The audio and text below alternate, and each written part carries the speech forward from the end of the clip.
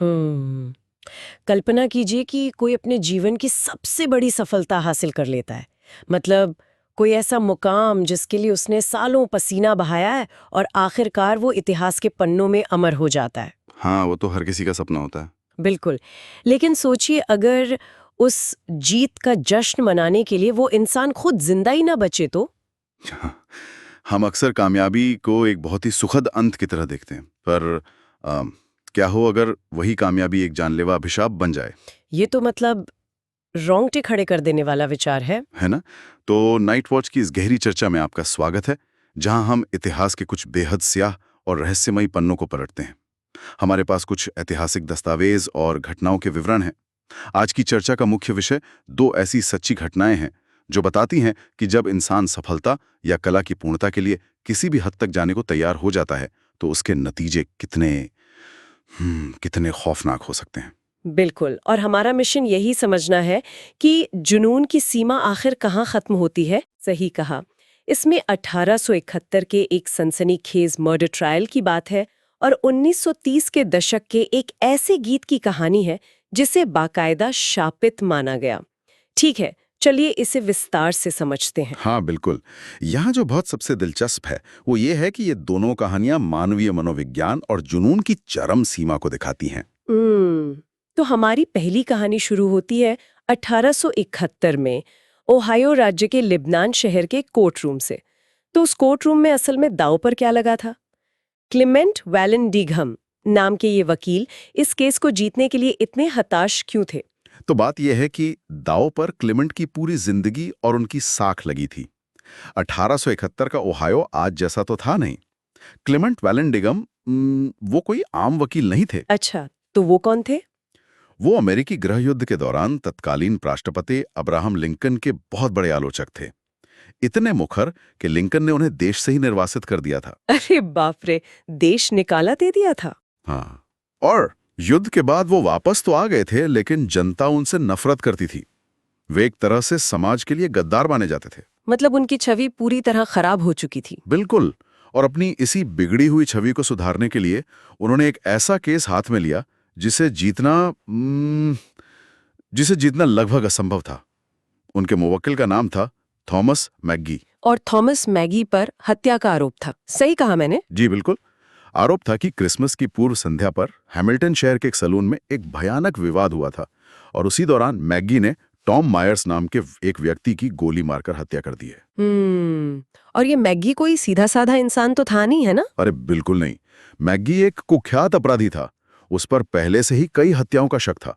शहर की जनता का गुस्सा इस कदर भड़का हुआ था कि वे बिना किसी ट्रायल के ही मैगी को, मतलब उसे सीधे पेड़ से लटकाकर फांसी देना चाहते थे। बाप रे, मॉब जस्टिस। हाँ, पुलिस को भारी मशक्कत करनी पड़ी थी उसे भीड़ से बचाने के लिए। तो ये तो मतलब ऐसा है जैसे क्लेमेंट किसी वीडियो गेम को हार्ड मोड में खेल रहे हो जहां सिर्फ एक लाइफ बची हो। हाँ हाँ, ये सही तुलना है।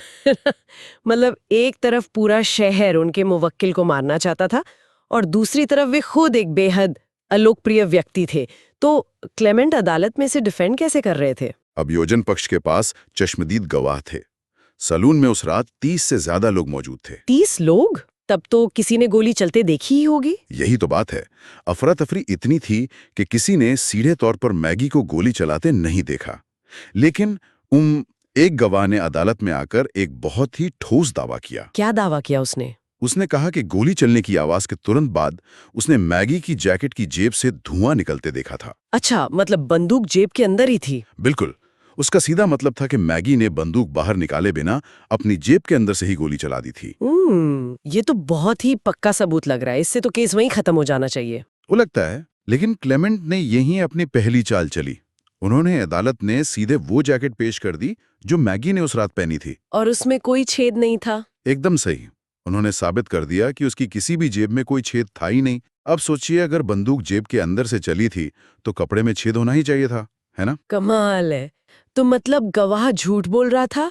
लेकिन अगर मैगी ने गोली नहीं चलाई तो फिर टॉम मायर्स को मारा किसने? और यहीं पर क्लेमेंट की वो थ्योरी आती है जिसने इतिहास बदल दिया। क्लेमेंट का दावा था कि टॉम मायर्स की हत्या हुई ही नहीं है। रुको, हत्या नहीं हुई तो क्या हुआ? उनका कहना था कि ये एक दुर्घटना थी। उनका मानना था कि सलून की हाथापाई के दौरान टॉम मायर्स ने अपनी ही बंदूक निकालने की कोशिश की थी। ओहो, और बंदूक फिसल गए। हाँ, बंदूक उसके हाथ से फिसल गई और जब वो जमीन पे गिरने लगा तो गलती से ट्रिगर दब गया, जिससे उसकी खुद की मौत हो गई। लेकिन 1871 में इसे साबित करना तो लगभग नामुमकिन रहा होगा। मतलब आज के दौर में तो हमारे पास बैलिस्टिक एक्सपर्ट्स हैं, फिंगरप्रिंट्स हैं, गन पाउडर रेजिड्यू टेस्ट्स हैं। बिल्कुल, आज तो सब मुमकिन है। हाँ, उस समय तो ऐसा कुछ भी नहीं था। क्लेमेंट इस दुर्घटना वाली कहानी को ज्यूरी के गले कैसे उतारने वाले थे? यही सबसे बड़ी चुनौती थी। उस समय फोरेंसिक साइंस नाम की कोई चीज तो थी नहीं। क्लेमेंट के पास सिर्फ एक ही भौतिक सबूत था। क्या था वो? वो था टॉम मायर्स की शर्ट पर मौजूद जलने के निशान, जिसे स्कॉच मार्क्स कहते हैं। जब बंदूक से गोली निकलती है तो उसके साथ बहुत तेजी से चिंगारी और जलता हुआ बारूद भी बाहर आता है। हाँ, गन पाउडर बर्न। सही कहा। अगर गोली दूर से चलाई गई हो तो कपड़े पर सिर्फ छेद होता है, लेकिन अगर गोली बिल्कुल सटाकर या बहुत ही करीब से, मतलब पॉइंट ब्लैंक रेंज से चलाई गई हो तो वो बारूद कपड़े को जला देता है। समझ रही हूँ। क्लेमेंट को बस ये साबित करना था कि टॉम की शर्ट पर जो जलने के निशान हैं वे बिल्कुल पास से लगी गोली के हैं, जो ये पुष्टि करेगा कि गोली टॉम की अपनी ही बंदूक से चली थी, न कि दूर खड़े मैगी की बंदूक से। और ऐतिहासिक दस्तावेजों के अनुसार ट्रायल के अंतिम दौर तक आते आते क्लेमेंट को लगा कि जूरी उनकी इस बात पर पूरी तरह यकीन नहीं कर रही है। अभियोजन पक्ष की दलीलें बहुत मजबूत थीं। हाँ, वो काफी दबाव में आ गए थे। मुझे याद आ रहा है कि शुक्रवार को 16 जून के दिन जब सुनवाई चल रही थी, क्लेमेंट बहुत तनाव में थे। उन्हें अपनी अंतिम दलील पेश करनी थी, लेकिन उन्होंने अचानक जज से अपनी क्लोजिंग आर्ग्यूमेंट सोमवार तक टालने का अनुरोध किया। जी हाँ, और जज ने वो अनुमति दे भी दी। और खैर, यहीं से कहानी एक खौफनाक मोड़ लेती है। क्लेमेंट को समझ आ गया था कि सिर्फ बातों और थ्योरी से काम नहीं चलेगा। उन्हें कोई सबूत चाहिए था। बिल्कुल, उन्हें अपनी इस दुर्घटना वाली थ्योरी का कोई ठोस भौतिक प्रमाण चाहिए था। उसी रात वे शहर के बाहर एक सुनसान जगह पर गए। रात के अंधेरे में? हाँ, अपने साथ भी एक बंदूक और कपड़ों के कुछ टुकड़े ले गए थे। उन्होंने अंधेरे में अलग अलग दूरी से उन कपड़ों पर गोलियां चलाईं। वे ये देखना चाहते थे कि बारूद से कपड़े किस दूरी पर जलते हैं। मतलब वो एक तरह से वो खुद ही आधुनिक फोरेंसिक साइंस के जनक बनने की कोशिश कर रहे थे। बिल्कुल, और सबसे बड़ी बात, उनका वो प्रयोग सफल रहा। सच में? हाँ, उन्होंने उस रात ये साबित कर दिया कि टॉम की शर्ट पर जैसे जलने के निशान थे, वे केवल तभी बन सकते हैं जब बंदूक बिल्कुल शरीर से सटाकर चलाई गई हो। इससे ये पूरी तरह साबित हो रहा था कि मैगी हत्यारा नहीं हो सकता। यहाँ कहानी सचमुच बहुत दिलचस्प हो जाती है, क्योंकि उस रात जब क्लेमेंट वापस अपने होटल के कमरे में आए तो वे खुशी से पागल हो रहे थे। रात के लगभग 9 बज रहे थे। उन्होंने अपने एक साथी वकील को, जो को काउंसिल थे, उन्हें कमरे में बुलाया। हाँ, वो अपनी खोज दिखाने के लिए बेताब थे। इतनी उत्साहित थे कि ठीक से बोल भी नहीं पा रहे थे।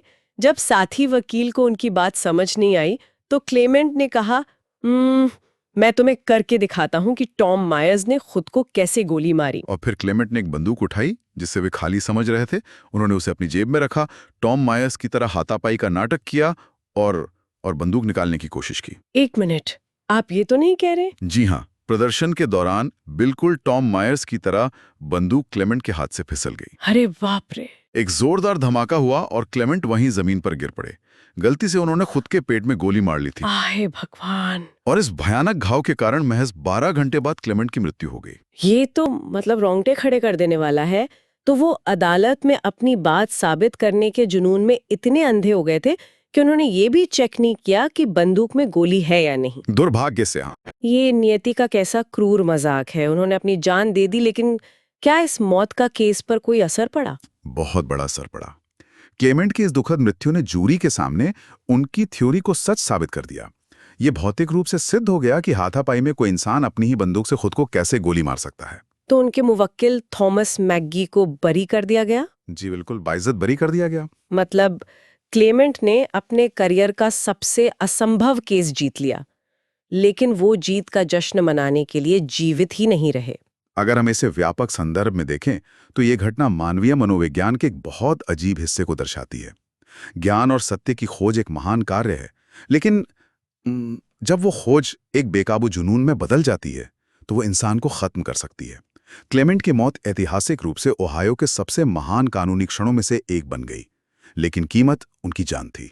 ये बात हमें बिल्कुल एक नए विचार की तरफ ले जाती है। क्लेमेंट की कहानी हमें बताती है कि कैसे एक इंसान कुछ साबित करने की जिद में खुद को भौतिक रूप से, शारीरिक रूप से खतरे में डाल लेता है। लेकिन क्या हो अगर ये जिद, ये जुनून शारीरिक न होकर मानसिक हो? मतलब भावनाओं से जुड़ा हुआ। हाँ, क्या एक विचार या एक भावना इतनी शक्तिशाली हो सकती है कि वो एक इंसान की नहीं बल्कि दर्जनों लोगों की जान ले ले? चलिए 1932 के पेरिस चलते हैं। 1930s का दशक का यूरोप। हमें इस समय के माहौल को गहराई से समझना होगा। कल्पना कीजिए एक ऐसे दौर की जहां चारों तरफ सिर्फ निराशा है। महामंदी का समय। बिल्कुल, ग्रेट डिप्रेशन का दौर। बैंकों ने काम करना बंद कर दिया था, लोगों की जीवन भर की जमा पूंजी डूब चुकी थी, सड़कों पर लोग भूखे मर रहे थे। और इसी आर्थिक तबाही के बीच नाजियों और हिटलर की ताकत बढ़ रही थी। हाँ, हवा में अगले विश्व युद्ध का खौफ साफ महसूस किया जा सकता था। और इसी सर्द, खौफनाक और घुटन भरे माहौल में रह रहे थे 32 वर्षीय हंगेरियन यहूदी संगीतकार रेजो सेरेस। रेजो पेरिस में इस वक्त है ना? हाँ, एक जर्जर और ठंडे अपार्टमेंट में वे भयानक गरीबी से जूझ रहे थे। उन्होंने अतीत में कई संगीत रचनाएं की थी, लेकिन उस वक्त वे पूरी तरह नाकाम थे। एक यहूदी होने के नाते वे अपनी सुरक्षा और भविष्य को लेकर डरे हुए थे। और भूख भी तो उन्हें अंदर से खोखला कर रही थी। सही कहा। वे हफ्तों से कुछ भी ढंग का लिख नहीं पा रहे थे। रेजो दरअसल अपने आसपास की दुनिया की भयानक सच्चाई से भागने की कोशिश कर रहे थे। वे अपनी भावनाओं को दबा रहे थे। ये तो बिल्कुल एक प्रेशर कुकर जैसी स्थिति थी। मतलब बाहर दुनिया की उथल-पुथल, अंदर अपनी भूख और डर। वो भावनाओं को दबा रहे थे, लेकिन जब वो प्रेशर कुकर फटा तो जो कला बाहर आई वो इतनी तीव्र थी कि उसे सह पाना मुश्किल था। बिल्कुल सही उपमा है। एक दिन वो बर्दाश्त की सीमा पार कर गई। महीनों की नाकामी के बाद उन्होंने हार मान ली और अपने अंदर के उस डर, हताशा और अकेलेपन को बहने दिया। और उन्होंने वो धुन बनाई। हाँ, जब उन्होंने अपनी उंगलियां साज पर रखीं तो जो धुन बाहर आई वो इतनी गहरी, इतनी उदास और दर्दनाक थी कि उसे सुनकर कोई भी रो पड़े। वो धुन सिर्फ रेजो के दिमाग की उपज नहीं थी, वो उस समय के पूरे यूरोप के सामूहिक दर्द का एक जीता जागता दस्तावेज बन गई थी। लेकिन उस समय तक उसमें शब्द नहीं थे, है ना? सिर्फ धुन थी। हाँ, बिल्कुल। ऐतिहासिक विवरण बताते हैं कि सड़क पर चलते हुए रेजो की मुलाकात अपने दोस्त और कवि लास्लो जावर से हुई। और लास्लो की हालत भी खराब थी। हाँ, उनकी मंगेतर ने उन्हें हाल ही में छोड़ दिया था। जब लास्लो ने रेजो की वो धुन सुनी तो उन्होंने उस पर एक बेहद उदास कविता के बोल लिख दिए। ये एक ऐसे प्रेमी के बारे में था जो मरने के बाद अपने प्रेमी से दोबारा मिलने की इच्छा जताता है। और इस गीत का नाम रखा गया ग्लूमी संडे। इन दर्द भरे शब्दों और उस दिल चीर देने वाली धुन का मिलन एक बहुत ही शक्तिशाली रसायन बना। मैंने सुना है जब ये गीत पहली बार एक रेस्टोरेंट में बजाया गया था तो वहां बैठे लोग रोने लगे थे। हाँ, लोग बस भपक कर रोने लगे। ये संगीत सीधा आत्मा पर वार कर रहा था। लेकिन इसके बावजूद शुरू में ये गीत कहीं नहीं चला, जिससे रेजो की उम्मीदें और टूट गईं। पर 3 साल बाद 1935 में कहानी एकदम बदल जाती है। हाँ, तब तक रेजो वापस हंगरी के बुडापेस्ट आ चुके थे। और अचानक एक दिन उन्होंने रेडियो पर अपना गीत बजते हुए सुना। और देखते ही देखते ये गीत एक महामारी की तरह पूरे हंगरी, फ्रांस, इंग्लैंड और अमेरिका तक फैल गया। लेकिन 1936 में इस सफलता ने एक बहुत ही खौफनाक रूप ले लिया। अखबारों में चौंकाने वाली खबरें आने लगीं। ग्लूमी संडे सुनते हुए लोग आत्महत्या कर रहे थे। अरे बाप रे! दर्जनों लोगों ने, जिनमें पुलिस अधिकारी, छात्र और किशोर शामिल थे, अपनी जान दे दी। जब पुलिस सुसाइड के दृश्यों पर पहुंचती तो अक्सर वहां मृतक के पास इस गीत की शीट म्यूजिक पड़ी होती थी। और ये भी तो था कि लाज़लो की उसी पूर्व मंगेतर ने भी आत्महत्या कर ली थी, जिसने उसका दिल तोड़ा था। हाँ, और उसने अपने पीछे जो सुसाइड नोट छोड़ा उस पर सिर्फ एक बात लिखी थी, ग्लूमी संडे। ये तो बहुत भयानक है। स्थिति इतनी बेकाबू हो गई थी कि हंगरी के एक आर्क बिशप को जनता से अपील करनी पड़ी कि वे इसे ना सुने। पुलिस और कैथोलिक चर्च ने हस्तक्षेप किया और कई जगहों पर इस गीत को बैन कर दिया गया। जी, बुडापेस्ट पुलिस ने रेजो से इस गीत की बिक्री रोकने की मांग की और उन्होंने इसे मान भी लिया। लेकिन तब तक बहुत देर हो चुकी थी। दुनिया भर में 20 से लेकर सैकड़ों आत्महत्याओं का सीधा संबंध इस गीत से जोड़ा गया। और फिर फ्रैंक सिनाट्रा और बिली हॉलिडे जैसे दिग्गजों ने भी इसके वर्जन गाए। इसे 28 भाषाओं में अनुवादित किया गया। बिल्कुल। तो इस सब का आखिर क्या मतलब है? मतलब क्या कोई गाना सच में हत्यारा हो सकता है? क्या कुछ म्यूजिकल नोट्स का संयोजन सीधा इंसान के दिमाग को हैक करके उसे मौत के घाट उतार सकता है? इससे एक महत्वपूर्ण सवाल उठता है कि कला और समाज का संबंध कितना गहरा होता है। देखिए, ये गीत अपने आप में कोई जादुई हत्यारा नहीं था। आपको याद रखना होगा कि समाज पहले से ही महामंदी और युद्ध के खौफ से बुरी तरह टूटा हुआ था। लोग हताश थे। बिल्कुल। ये गीत उन लोगों के लिए महज एक ट्रिगर साबित हुआ।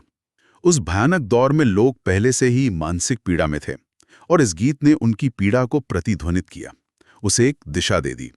गीत ने समाज के उस सामूहिक अवसाद को आवाज दी और दुर्भाग्य से वो आवाज इतनी शक्तिशाली थी कि लोग उसे सह नहीं पाए।